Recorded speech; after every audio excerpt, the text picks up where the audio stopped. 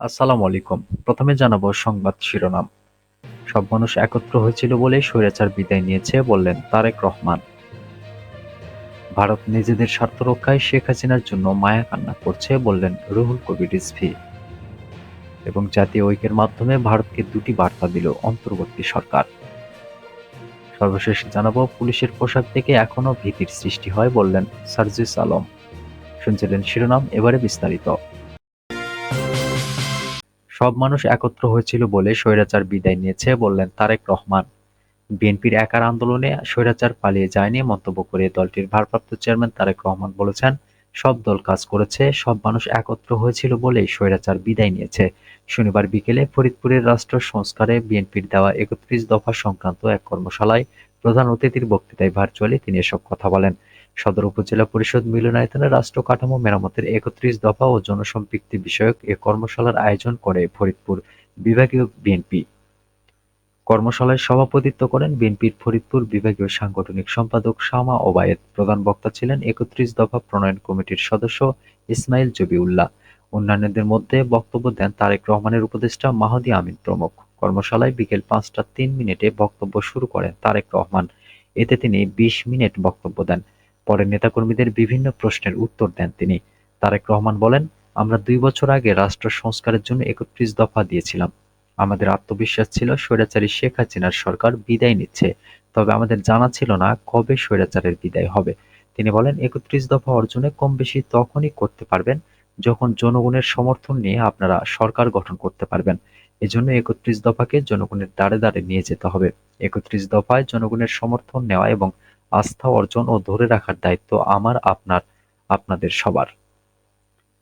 জনগণকে আস্থায় রাখতে হলে সবাইকে নিয়ে কাজ করতে হবে। আপনারা সবাই যে যার অবস্থান থেকে কাজ করবেন। আপনারা প্রত্যেকে বিএনপির নেতা।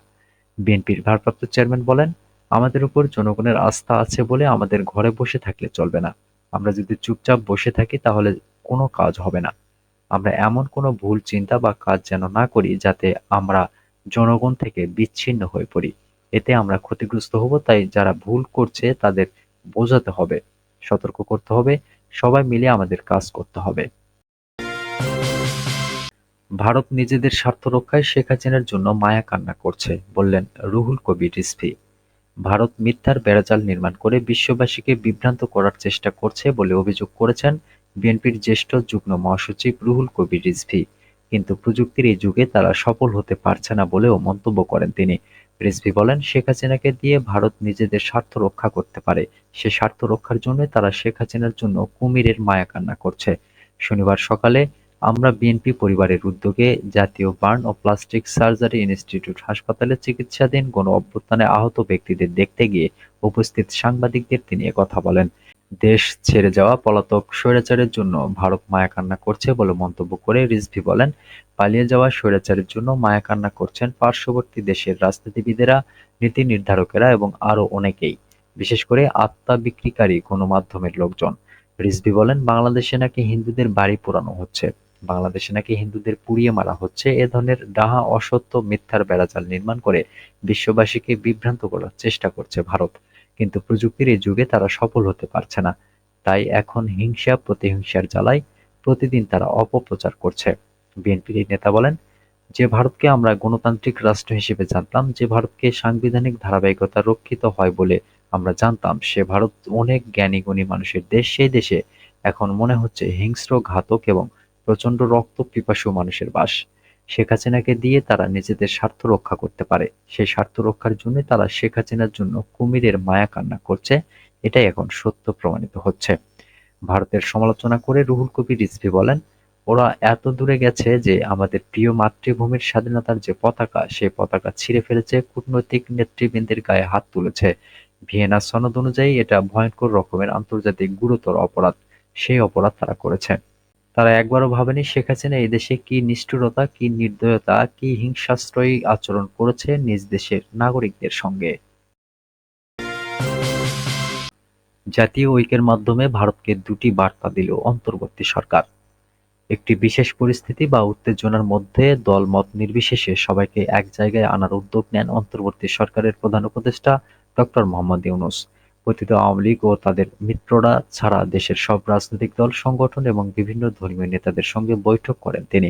সংশ্লিষ্ট ব্যক্তিরা বলছেন, গত মঙ্গলবার থেকে বৃহস্পতিবার পর্যন্ত ৩ পর্বের বৈঠকগুলো জাতীয় ঐক্য প্রচেষ্টার নিরিখে কার্যকর ও সফল হয়েছে। এর মাধ্যমে এই বার্তা প্রতিষ্ঠা পেয়েছে যে মত ও পথের ভিন্নতা থাকা সত্ত্বেও দেশের স্বাধীন অস্তিত্ব ও মর্যাদার প্রশ্নে সবাই ঐক্যবদ্ধ।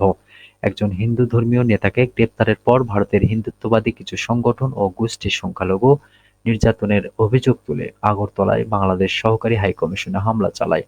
এ নিয়ে এক ধরনের উত্তেজনাকর পরিস্থিতিতে ডক্টর মোহাম্মদ ইউনূস রাজনৈতিক সহ ধর্মীয় নেতাদের সঙ্গে ধারাবাহিক বৈঠক করেন। সরকার ও রাজনৈতিক পর্যবেক্ষক মহল মনে করে, হিন্দু সম্প্রদায়কে ঘিরে যে অস্থিতিশীল পরিস্থিতি সৃষ্টি করা হয়েছে, এর পেছনে পতিত আওয়ামী লীগ সরকারের প্রধান শেখ হাসিনার ভূমিকা রয়েছে।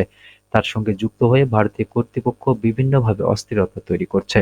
এ পরিস্থিতিতে সংলাপের আয়োজন করে অন্তর্বর্তী সরকার ক্ষমতাচ্যুত আওয়ামী লীগ এবং তাদের সমর্থক ভারতীয় কর্তৃপক্ষকে দুটি বার্তা দিতে চেয়েছে। একটি হলো দেশের সার্বভৌমত্ব ও মর্যাদার প্রশ্নে সরকার আপোষহীন। দ্বিতীয়টি হলো ফ্যাসিবাদ হটাতে গণঅভ্যুত্থানে অংশ নেওয়া সব পক্ষ তাদের প্রতিহত করতে এখনো এককট্টা। এই ঐক্য ধরে রেখে জুলাই গণঅভ্যুত্থানের চেতনায় আগামী দিনে স্বৈরাচারী শাসনমুক্ত একটি নতুন বাংলাদেশ গড়ার পথে এগোতে চায় রাজনৈতিক দলগুলো। সংশ্লিষ্ট ব্যক্তিরা মনে করছেন, রাষ্ট্রদ্রোহের অভিযোগে বাংলাদেশ সম্মিলিত সনাতনী জাগরণ জোটের মুখপাত্র চিন্ময় কৃষ্ণ দাস ব্রহ্মচারীকে গ্রেপ্তার, তার জামিন আবেদন নাকচকে কেন্দ্র করে আইনজীবী হত্যা, ভারতীয় গণমাধ্যমে উস্কানিমূলক নানা অপপ্রচার এর জের ধরে ভারতের আগরতলায় বাংলাদেশের সহকারী হাইকমিশনে হামলা এবং জাতীয় পতাকার অবমাননা, বাংলাদেশে জাতিসংঘ শান্তিরক্ষী পাঠাতে পশ্চিমবঙ্গের মুখ্যমন্ত্রী মমতা বন্দ্যোপাধ্যায়ের আর্জিসহ বেশ কিছু ঘটনা উত্তেজনাকর পরিস্থিতির সৃষ্টি করে। পুলিশের পোশাক দেখে এখনো ভীতির সৃষ্টি হয় বললেন সার্জিস আলম। পুলিশের পোশাক দেখে এখনো ভীতির সৃষ্টি হয় বলে মন্তব্য করেছেন জুলাই শহীদ স্মৃতি ফাউন্ডেশনের সাধারণ সম্পাদক সার্জিস আলম। শনিবার দুপুরে চট্টগ্রাম নগরে আয়োজিত এক অনুষ্ঠানে তিনি এ মন্তব্য করেন।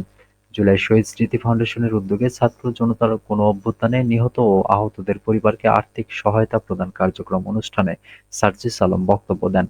নগরের চট্টগ্রাম প্রাইমারি টিচার্স ইনস্টিটিউটে শহীদ পরিবারের পাশে বাংলাদেশ শিরোনামে এ অনুষ্ঠানের আয়োজন করা হয়। অনুষ্ঠানে সার্জিস বলেছেন, পুলিশের উদ্দেশ্যে একটি কথা বলতে চাই, আপনাদের পোশাক দেখে এখনো আমাদের ভীতির সৃষ্টি হয়, এখনো আমাদের মনে ঘৃণার সৃষ্টি হয়। এটার জন্য যেমন খুনি হাসিনা দায়ী, তেমনি আপনাদের ব্যক্তিত্বও দায়ী। পুলিশকে উদ্দেশ্য করে তিনি আরো বলেন, আপনারা ক্ষমতার লোভে, পদের লোভে ওই পোশাককে ধারণ করে অপব্যবহার করে সারা বাংলাদেশে নানা রকম কুকর্মে সহযোগিতা করেছেন। সেনাবাহিনী যদি চাইতো ৫ই আগস্ট ১০,০০০ মানুষকে খুন করে হাসিনাকে মসনদে বসিয়ে রাখতে পারত। তারা সেটা করেনি, তারা তাদের প্রতিষ্ঠানের সম্মানের কথা চিন্তা করেছে। সার্জিস বলেন, এই বাংলাদেশে কোনো তোষামোদকারী কোনো দলকানার জায়গা হবে না। শহীদ ভাইদের নিয়ে এখনো মামলা ব্যবসা হচ্ছে, দলের রাজনীতি হচ্ছে। এই বাংলাদেশে আমরা আর এগুলো দেখতে চাই না। আয়োজকেরা জানান, জুলাই শহীদ স্মৃতি ফাউন্ডেশনের উদ্যোগে চট্টগ্রাম বিভাগের ১৫২ পরিবারের মধ্যে ১০৫ পরিবারকে ৫ লাখ টাকা করে চেক হস্তান্তর করা হয়। বাকি পরিবারগুলোকে প্রয়োজনীয় কাগজপত্র পাওয়ার পর চেক পৌঁছে দেওয়া হবে। অনুষ্ঠানে আরো বক্তব্য দেন চট্টগ্রামের বিভাগীয় commissioner Mohammad Ziauddin, police super Raihan Uddin Khan, বৈষম্য বিরোধী ছাত্র আন্দোলনের কেন্দ্রীয় সমন্বয়ক আব্দুল কাদের প্রমুখ।